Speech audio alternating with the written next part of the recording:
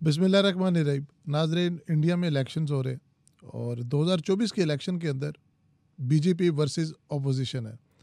BJP 2019 में election जीती, 2014 में इलेक्शन जीती और जिस तरह से वो इलेक्शन जीती नहायत ही कमाल की स्ट्रेटजी थी।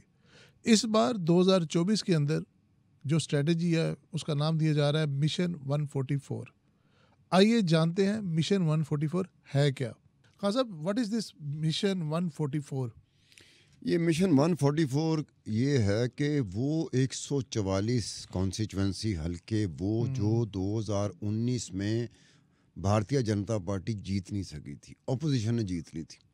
और भारतीय जनता पार्टी कन्विंस है कि ये 144 कॉन्स्टिट्यूंसीज 144 हल्के जीते जा सकते हैं। अगर थोड़ी सी मेहनत की जाए। ठीक है। Margin of victory in 144 constituencies में कम है। उसकी बुनियाद पर मेहनत नोट शोट लगा के या कोई काम नहीं मेहनत मतलब जिसे स्ट्रेटजी कहते हैं ना, प्लान कहते हैं।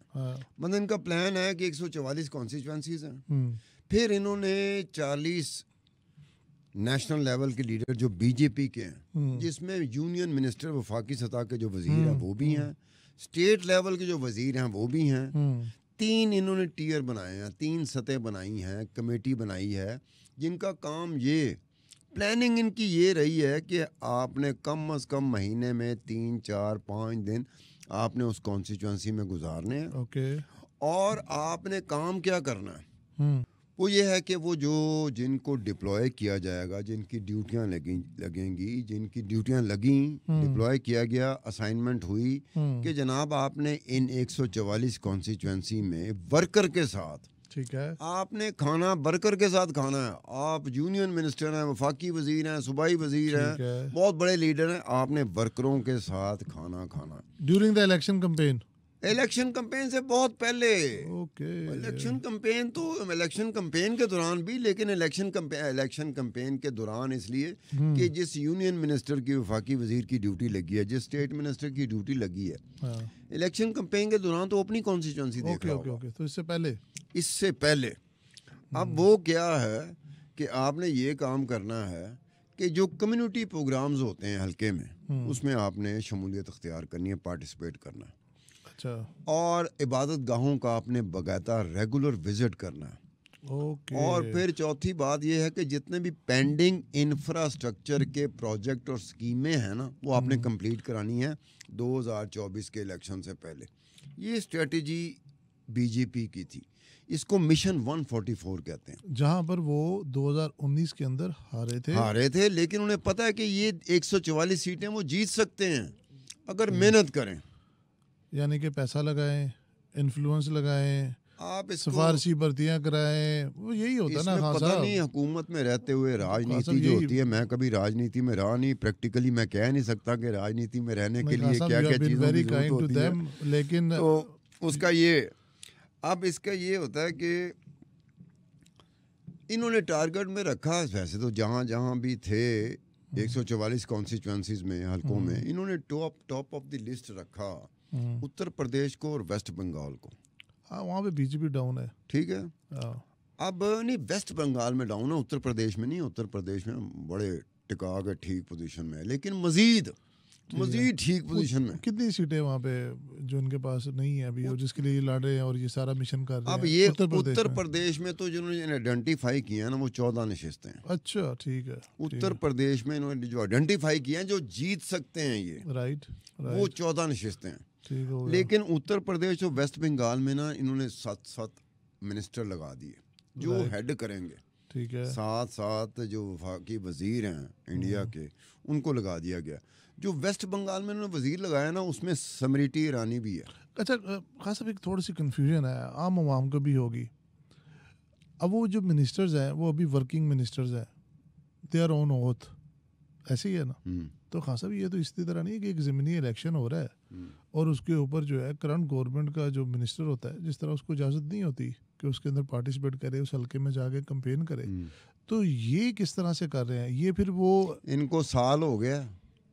ओके, यानी कि ये पहले से शुरू हो गए थे वहाँ पे। ये साल से इन्होंने अपना प्लान किया, जब तक ये प्लान बाहर आया बहुत टाइम गुजर चुका हुआ था। वेरी नाइस, वेरी ये नाइस। इसको कहते हैं स्ट्रेटजी, इसको कहते हैं। हमारी Election। जमातों को भी कुछ सीखना चाहिए, स्ट्रेटजी कहते हैं किसको हैं। बिल्कुल सही और कहा। इसको इनमें था ये कि जनाब आपने कम अज कम 75 दिन, राइट 75 डेज राइट, आपने इन कॉन्स्टिट्यूंसी में कम अज कम गुजारने हैं जब तक इलेक्शन हो नहीं जाते।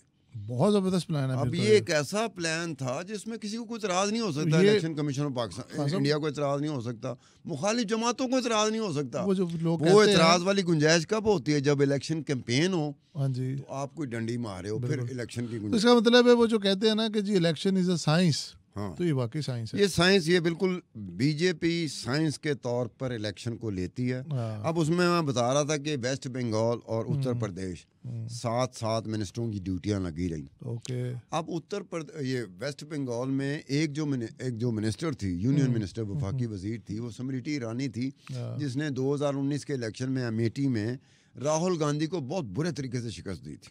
और उसी शिकस्त के डर से उन्होंने इस बार, ये मैं बाद में बताऊंगा ना, जब स्ट्रेटेजी बता आएगी ना, दे बता दे, स्ट्रेटेजी आएगी कि ये स्ट्रेटेजी ले बैठी इंडिया की जो अपोजिशन जमातें ना, 26 जमातों का इंडिया इत्तेहाद बना हुआ है, जी जी जी, जिसको इत्तेहाद का नाम है इंडिया। हम्म, 26 सियासी जमातें हैं उसमें। इनको जो मेरी नज़र में है, या वो जो सियासत को देखते हैं या पॉलिटिक्स को देखते हैं या इंतखाबी सियासत को देखते हैं, हाँ, जो सबसे बड़ा धचका लगा इंडिया में अपोजिशन जमात को, वो राहुल गांधी और कांग्रेस की वजह से लगा। वो ये हुआ कि ये अमेठी, ये आबाओ अजदाद नहीं होते, पुरखों की, बिल्कुल सही है, कि बड़ा मशहूर पहले होता है। दिन से गांधी फैमिली की 2 कॉन्स्टिट्यूंसी थी, एक अमेठी थी, एक रायबरेली थी। बिल्कुल सही कहा। 2019 में ये स्मृति ईरानी ने बहुत बुरे तरीके से राहुल गांधी को हरा दिया था अमेठी से।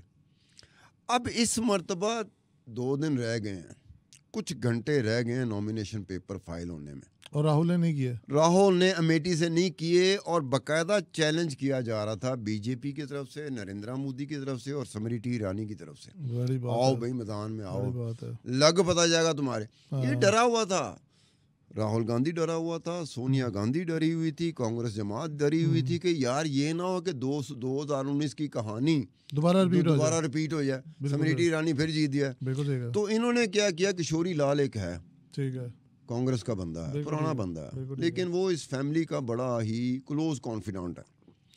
किशोरी लाल को इन्होंने टिकट दे दिया अमेठी से, ठीक है, और ख़ुद जो राहुल गांधी थे वो केरला की कॉन्स्टिट्यूंसी में चले गए। केरला की ये वो कॉन्स्टिट्यूंसी 2019 में जहाँ से इज्जत बच गई थी राहुल गांधी की। वहाँ पे तो मुस्लिम मेजोरिटी ज़्यादा है ना। वहाँ पर ऑलमोस्ट तकरीबन 50% के करीब, 40 to 50%, 40% से 50% तक जो वोटर है वो मुसलमान है। खान साहब, अगर इसको आम आवाम के लिए हम इसको सिंप्लीफाई करें, the minorities are with the opposition and the majority is with the government right now. अब इसका मतलब है कि बीजेपी जीत चुकी है। बीजेपी जीत चुकी है। बीजेपी जीत चुकी है। अब ये है कि मेजोरिटी हिंदूज है। अब इसमें हुआ क्या, पहले अगर ये मैं मिशन को कंप्लीट कर जी, लूं, जी, हम जी, लोग उस पर आ बिल्कुल जाएंगे ठीक तो है, ये बड़ा बिल्कुल होगा। ठीक है।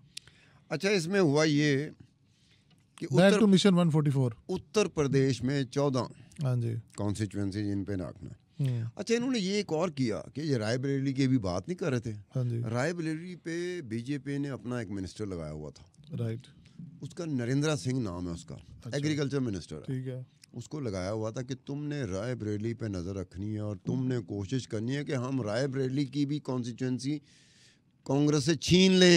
ये जो इलेक्शन हो रहे हैं, ठीक है। वो कैसे जाते हैं।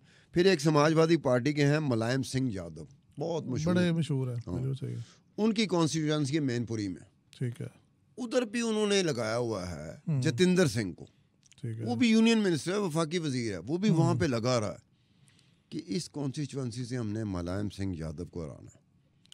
मतलब इतनी बारीकियों में जा। फिर जो भारतीय जनता पार्टी का जो जनरल सेक्रेटरी है विनोद तवेंदे, उसको साउथ इंडिया दिया हुआ, साउथ इंडिया दिया हुआ था कि तूने साउथ इंडिया का काम बहुत करते हैं, वैसे आपस की बात है, चाहे हमारे दुश्मन है, मतलब देखा जाए तो हमारे दुश्मन ही है ना, लेकिन काम अपनी जगह पे इलेक्शन के हवाले से, इंतखाबात के हवाले बहुत करते हैं। तो ये साउथ इंडिया उसको दिया हुआ था। जो नेशनल सेक्रेटरी जनरल था हरीश देवेंद्रा, वो इंचार्ज था 39 वो कॉन्स्टिट्यूंसीज जो उड़ीसा में थी, महाराष्ट्र में थी, छत्तीसगढ़ में थी और मध्य प्रदेश में थी। राइट। तो इस तरह से किया हुआ था इन्होंने, बांटा इस तरह से हुआ था कि हम अल्टीमेटली इस पे कर लें। इन्होंने तहसील लेवल पे 74,000 तहसील लेवल पे 74,000 तहसीलें ऐसी थीं जो इन्होंने कहा था कि अपने पास रखनी। अपने पास रखने से कि मुराद क्या है कि जानी नहीं चाहिए, काम शाम करवाएं, लोगों के मसले हल कराएं, जो जाती तौर पे काम होता है ना, हाँ। चल के जाएं। एक बात मैं बताऊं आपको, जी। हल्के में चल के आ गया ना मिनिस्टर, हल्के में चल के आ गया MNA, हल्के में चल के आ गया MPA, हल्के में चल के आ गया काउंसलर, लोग नहीं देखेंगे ये करप्ट है, चोर है, डाकू है। ये बात सही है आपकी। लोग कहेंगे मेरा काम हो गया, बिल्कुल हमारे काम हो गए। बिल्कुल ऐसी, ये पाकिस्तान में भी ऐसे, इंडिया में पाकिस्तान में भी ऐसे। वो नहीं देखते तो हम एम मॉरल ग्राउंड पे आके टीवी पे बैठे होते हैं, वो चोर है फलाना। लोगों का नहीं मसला ये बात तो बिल्कुल हकीकत है नाज़रीन, आप भी जानते होंगे कि आज भी इंडिया और पाकिस्तान के अंदर जो इलेक्शन होता है वो गली मोहल्ले बनाने के ऊपर, कास्ट, फिरके, मज़हब के ऊपर, और ज़्यादा से ज़्यादा आपका खांचा लग रहा हो, मतलब ये कि आपके 4 पैसे बन रहे हों। सो ये तो चलता आ रहा है। यही रीज़न है कि दुनिया की सबसे बड़ी डेमोक्रेसी और गुर्बत अभी भी उतनी।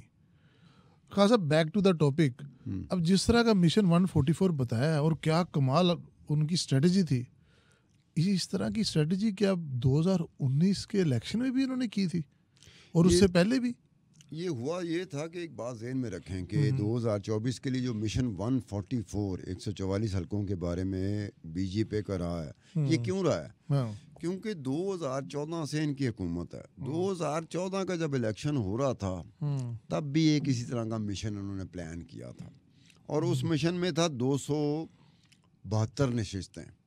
272 ये मिशन 144 है, वो 272। वो 2014 का जो इलेक्शन था वो मिशन 272 था। ठीक है। और ये जीत कितना गए थे? 282, यानी कि मिशन से 10 सीटें ज्यादा जीत गए थे। क्या बात है खान साहब, जो स्ट्रेटजी बताई है आपने, ये तो बुक्स में लिखी जानी चाहिए। इसी तरह की स्ट्रेटजी थी। उसके बाद 2019 के इलेक्शन में जब बीजेपी ने देखा ना कि 2014 में तो हमने 272 नशिस्तों का प्लान किया था और 282 हम जीत गए, तो हम अपनी ज्यादा कामयाब हो गए, टारगेट से आगे चले गए ना। बिल्कुल। तब इन्होंने क्या किया कि 2019 में 350 मिशन 350 रखा। अच्छा, मिशन 350 इन्होंने रखा क्योंकि पिछला अपना प्लान देख रहे थे ना। राइट। अब मिशन 350 रखा, लेकिन जीते 303 सीटें 2019 के इंतखाबात में। Very close.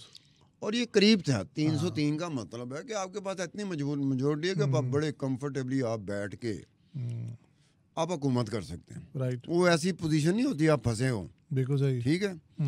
अब इसके अब जो प्लान है ना वो है 303 सीटें तो इनके पास हैं। 144 का 144 ऐड करेंगे तो 447। बिल्कुल। 447 से ये होगा कि जो ऑपोजिशन के पास 210 सीटें हैं वो 96 रह जाएंगी। 96 रह जाएंगी, वो तो बेचारे खत्म हो जाएंगे ना। तो ये अब देखो कहाँ तक हुआ क्या है कि पहले प्लान कामयाब हुए हैं तो बीजेपी ने 2024 का ये मिशन 144 प्लान दिया ना। अब वहाँ पर इंडिया में एक और चीज़ भी हुई बीजेपी के वाले से। जैसे होता है ना कि आप लोकसभा के इंतखाबात जीत रहे हैं, फिर होता है स्टेट यानी कि प्रोविंस के इंतखाबात जीतना। तो प्रोविंस के लिए भी इन्होंने प्लान किया था 2019 में उड़ीसा के लिए। अब इन्होंने प्लान किया हुआ था कि हम 120 मिशन 120 120 नशिस्तें, लेकिन 23 जीते थे। वो एक दूसरी पार्टी थी बीजू जनता दल, वो 112 नशिस्तें जीत गई थी। इसके अलावा फिर हरियाणा। वहाँ पर वो इतना बुरी तरह फ्लॉप की हुए, उसकी क्या रीजन थी यार? अब ये वर्किंग नहीं सही कर सके। रीजनल जो होता है ना, एक मेरी बात सुने। इंडिया में एक है कि इतना बड़ा इंडिया है, इतना, मुझे 6 दफा कहना पड़ेगा इतना बड़ा इंडिया, मुझे कम से कम 6 दफा कम से कम कहना पड़ेगा इतना बड़ा इंडिया है। वो इंडिया में ये है कि वो कहते हैं कि रीजन, सूबे जिसे कहते हैं, स्टेट जिसे कहते हैं, मोस्टली वो स्टेट कहते हैं, हम लोग उसे सूबा कहते हैं। राइट। वो सूबे में जाएं तो गली, इस तरफ की गली जो है ना वो कोई और मुल्क का नक्शा दे रही होगी, और इस बाएं तरफ की गली, दाएं तरफ की गली होगी वो और तरह का दे रही होगी। वो इस तरह का है। तो कई जगह पे स्टेट पे जाके आप बड़े बुरे थे, नेशनल लेवल पे तो आप बड़े कामयाब होते हो, रीजनल लेवल पे आप पिट जाते हो। ठीक है। वजह क्या होती है कि वहाँ कोई और बैठा होता है जो बहुत अरसे से उस जगह पे बैठा होता है। अच्छा। और बहुत अरसे से वो लोगों की साइकोलॉजी जानता है, उनका इंसानी नफ्सियात जो होती है ना, कमज़ोरी होती है। कहते हैं कि अगर किसी कमज़ोरी पकड़नी है तो उसकी इंसानी नफ्सियात जो होती है वो पकड़ लो, उसकी साइकोलॉजिकल एस्पेक्ट उसके आपके हाथ में आ जाए। राइट। आसिम साहब बंदा जा ही नहीं सकता, चम्मा बात नहीं सुन रहा। अगर साइकोलॉजिकल एस्पेक्ट में वो आपके हाथ आ गया, उसकी साइकोलॉजी आपके हाथ आ गई, छम्मे ने भला उठने से पहले कहना है आसिम साहब क्या मैं उठ सकता हूँ, ये हालत हो जाती है। तो इस तरह की चीज़ मैं सिंपलीफाई इस तरह से कर दूं कि खान साहब का कहने का, पाकिस्तान की एग्जांपल दे देता हूँ। सिंध के अंदर कराची में एमक्यूएम का होल्ड है, चाहे जितनी भी गवर्नमेंट्स आए एमक्यूएम इज़ देयर। लोगों की उनके साथ एक बॉन्डेज है, एक लिंकिंग है जिसको कोई भी ब्रेक नहीं कर सका, चाहे वो किसी भी तरह से हो, काम की वजह से हो, किसी फिरके की वजह से हो, या किसी कोई भी एसोसिएशन हो। इसी तरह की एग्जांपल खान साहब आप वहाँ पर दे रहे हैं। हाँ, तो मैं दे रहा हूँ ना, मतलब मिसाल के तौर पर हरियाणा है, हरियाणा के स्टेट इलेक्शन ये 2019 में हुए थे, तो इसमें इन्होंने मिशन 75 रखा हुआ था, लेकिन 40 निश्चितें जीत सके थे। गवर्नमेंट इन्होंने बना ली थी, लेकिन वहाँ पर एक जेजीपी है, उसके साथ मिलकर इन्होंने गवर्नमेंट बनाई। फिर बंगाल में इन्होंने 200 निश्चितों का रखा हुआ था, वेस्ट बंगाल में स्टेट इलेक्शन के लिए। हाँ सर, मैंने अभी एक स्टेटमेंट देखी केजरीवाल साहब की। उन्होंने कहा बांग्लादेश में इलेक्शन होते हैं, शेख हसीना वाजिद पूरी अपोजिशन को जेल में डाल देती है। पाकिस्तान में इलेक्शन होते हैं, इमरान खान को ऑलरेडी वो जेल में, पार्टी ख़त्म, ये वो। अब वो कहता है कि इंडिया को भी आप बांग्लादेश और पाकिस्तान बना रहे हैं। खान साहब कितनी हकीकत है इस चीज़ के अंदर? या दो चीज़ें, केजरीवाल जो अपने हवाले से बात करते हैं कि इलेक्शन हो रहे हैं, तो केजरीवाल बेचारे को अंदर कर दिया गया। दिल्ली का वो चीफ मिनिस्टर, आम आदमी पार्टी का सरबराह, उसको अंदर कर दिया।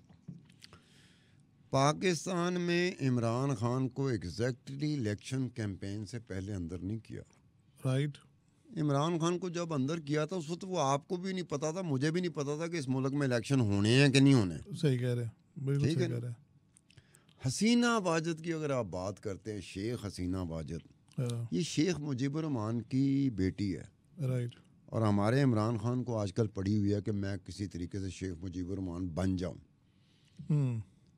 अब अगर शेख हसीना वाजिद ने अपोजिशन को अंदर किया है, तो इमरान को ये भी देखना चाहिए था कि किसकी वो बेटी है जो मैं बनना चाहता हूँ। राइट। पूरी तीते अंदर कर देती अपोजिशन। जी जी, ये इमरान खान को ज़्यादा सोचना चाहिए। उनको आजकल शौक चढ़ा हुआ शेख मुजीबुर रहमान, शेख मुजीबुर रहमान। तो हसीना वाजिद को देख लो। केजरीवाल क्या कह रहा है कि हसीना वाजिद बांग्लादेश में अपने मुखालफों को, मुखालिफ सियासी जमातों को इलेक्शन से पहले अंदर कर देती है और इलेक्शन जीत जाती है। ठीक है, ये इनको देखना चाहिए। बिल्कुल ठीक है। अब इसमें यह है कि केजरीवाल, एक इनका ये है कि आम आदमी पार्टी का सरबराह केजरीवाल है, और केजरीवाल एक अन्ना हजारे आया था। बिल्कुल अन्ना हजारे ने इंडिया में एक नई तारीख रकम कर दी।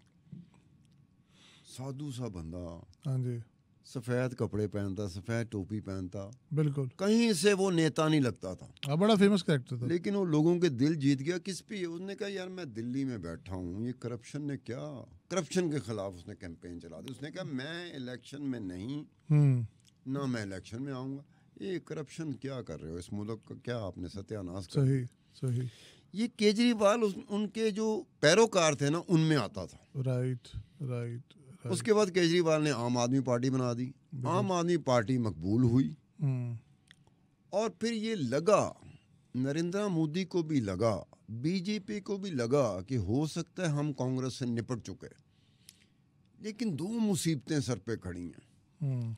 एक केजरीवाल मुसीबत के सूरत में खड़ा है, और एक ममता बनर्जी, वेस्ट बंगाल की चीफ मिनिस्टर। ये दो का खतरा नरेंद्र मोदी और बीजेपी को है कि अगर इंडिया में से ये दो ऐसी फोर्सेस हैं सियासी जो ऊपर आती हैं, तो उसको चैलेंज, जो अगर ऊपर आ गई ना, दैट्स ट्रू, वो हो जाएगा। अब उसमें केजरीवाल का था कि करप्शन के हवाले से पहले दिन का नारा इनका।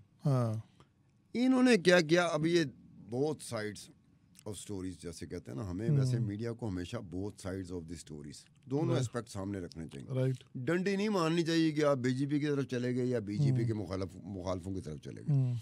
अब ये पॉलिसी थी शराब की पॉलिसी, उसे लिकर पॉलिसी कह लो, उसे एक्साइज पॉलिसी कह लो, दिल्ली की। राइट। ये 2021-22 की थी।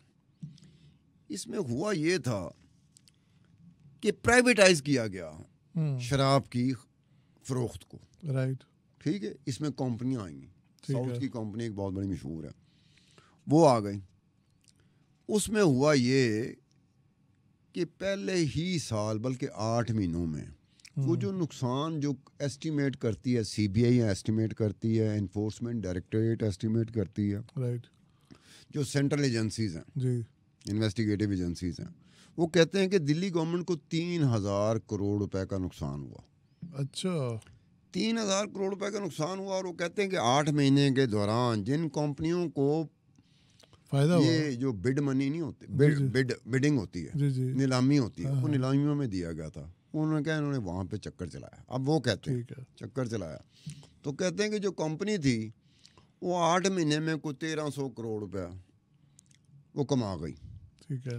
और 1300 करोड़ रुपये में 100 करोड़ रुपया जो है ना, वो केजरीवाल आम आदमी पार्टी को मिला, इनके लोगों में तकसीम हुआ। एक ओके, वो होता नहीं कि करप्शन नहीं होती, भत्ता हो गया, कमीशन हो गया कि ये आपने पार्टी काम फंड किया। तो नहीं था?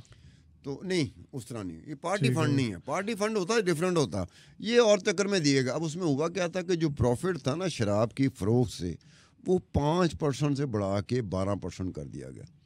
अब 5% से बढ़ा के 12% कर दिया गया। उन्होंने कहा जो 7% ऊपर था ना, वो इनकी बंदर बांट थी।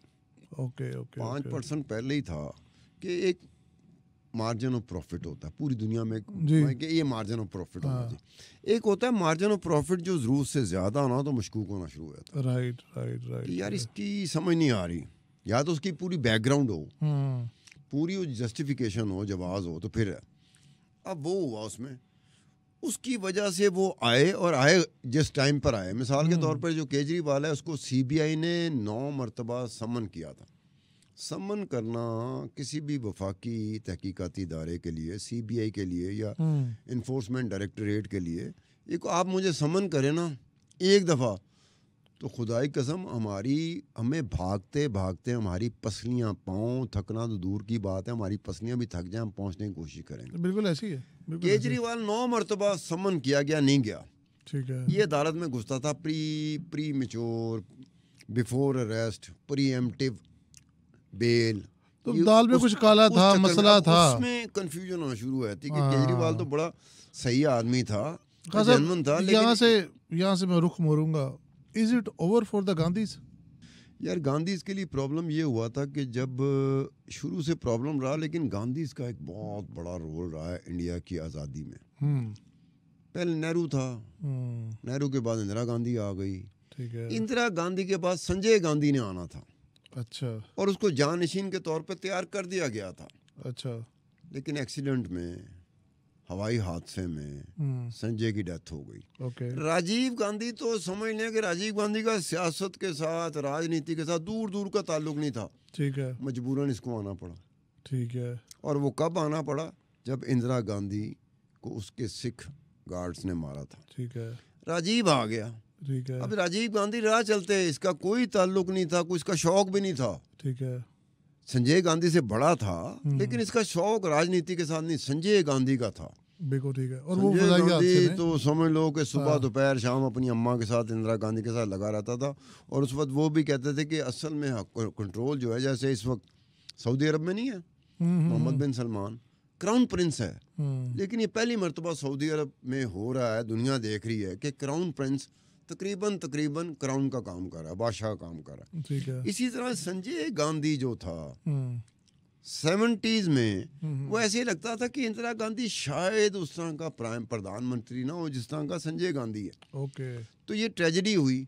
एक और ट्रेजेडी हो गई कि जब राजीव गांधी को मारा गया, तो उसके बाद कौन था जो लीड करता कांग्रेस को? तो सोनिया गांधी। अब सोनिया गांधी भी अब राजीव गांधी की तरह की थी, इसका राजनीति के साथ कोई ताल्लुक क्या ताल्लुक क्या? ठीक है। वो भी बाहर। मजबूरन आना पड़ा, लेकिन उस वक्त एक बड़ा फैसला हुआ था जो अच्छा फैसला था कि सोनिया गांधी प्रधानमंत्री का जो ओहदा है वो नहीं संभालेंगे, प्राइम मिनिस्टर नहीं बन सकती। हाँ, नहीं बनेगी। उसने साफ खुद कहा था, वरना सारे तो उसकी तरफ थे ना। मनमोहन सिंह को बनाया गया, लेकिन मनमोहन सिंह के टेन्योर के दौरान 2 टेन्योर मिले थे मनमोहन सिंह को। अपेरेंटली मनमोहन सिंह एक बहुत बड़ा फाइनेंसर नहीं होता जो फाइनेंस को जानता है। I think he was the guy जिसने टर्न अराउंड कर दिया इंडियन इकोनॉमी को। ये बड़ा था, वो भी अपनी जगह पे बड़ा शरीफ बंदा था, लेकिन उसको बहरहाल कहीं ना कहीं जाके Sonia Gandhi behind the scene वो एक ऐसे तरीके से कंट्रोल करती थी जिसमें कभी कभार पपेट का, जैसे यहाँ उस्मान बुज़दार नहीं था पंजाब में, बिल्कुल उसको ही कहते थे पपेट है, पीछे बुशरा खलोती है, फरा गोगी खलोती है, ते खावर मानी का खलोता है, राइट, ठीक है ना। तो कभी कभी जाके ना मनमोहन सिंह का भी यही होता है कि उसके बारे में भी ये तासुर पैदा कि ये पपेट है, लेकिन वो कंट्रोल करता था। उसने तो रिजाइन कर दिया था, उसने अपना रिजाइन भेजा सोनिया गांधी को कि मैं रिजाइन कर रहा हूँ। अच्छा, लेकिन सोनिया गांधी ने पता नहीं किस तरह उसको मनवा लिया। राइट। ये उसके बाद समझो कि एक डिलेमा, एक ट्रेजेडी बन गई कांग्रेस के साथ। राहुल गांधी जिस बुरे तरीके से पिटा है सदर, पहले कांग्रेस का सदर जो था ना वो राहुल गांधी था, लेकिन राहुल गांधी को छोड़ना पड़ा। आई थिंक इनको अब मरूसी सियासत से बाहर निकलना पड़ेगा। नहीं, निकल नहीं सकते, सवाल ही पैदा नहीं होता। एक देखो ना प्रियंका गांधी है, प्रियंका का समझ नहीं आती कि यार प्रियंका गांधी जो अपना पूरी कहते हैं डिडो कॉपी रिजेम्बलेंस उसकी अपनी दादी के साथ, इंदिरा गांधी के साथ है, प्रियंका गांधी की, राहुल की नहीं है, प्रियंका गांधी की है कि उसमें आपको इंदिरा गांधी नजर आएगी। ठीक है, जैसे बेनजीर भुट्टो है ना, आसफा में बेनजीर भुट्टो नजर आती है, बख्तावर में नहीं नजर आती, राइट। तो इसी तरह प्रियंका में इंदिरा गांधी नजर आती है, राहुल गांधी में इंदिरा गांधी नजर नहीं आती। ठीक हो लेकिन गया। प्रियंका गांधी को भी जिस तरीके से वो लाना चाहते हैं सियासत में, वो भी समझ नहीं आई। जैसे हमारे यहाँ पे बिलावल भुट्टो जरदारी किस्तों में लॉन्च हुआ था, एक बात ज़हन में रखना। बिल्कुल ठीक है खासा। मैं इसी तरह प्रियंका गांधी भी किस्तों में लॉन्च टाइम शॉर्ट है, मैं सिर्फ बार फिर आखिरी क्वेश्चन दोबारा, is it over for the Gandhi's, yes और नो? यार सियासी तौर पर ना जो सामने नजर आ रहा ना, गांधीज को मेरे ख्याल में कांग्रेस किसी मनमोहन सिंह के हवाले कर दें। बहुत खूब, मेरा भी यही तज्जिया है।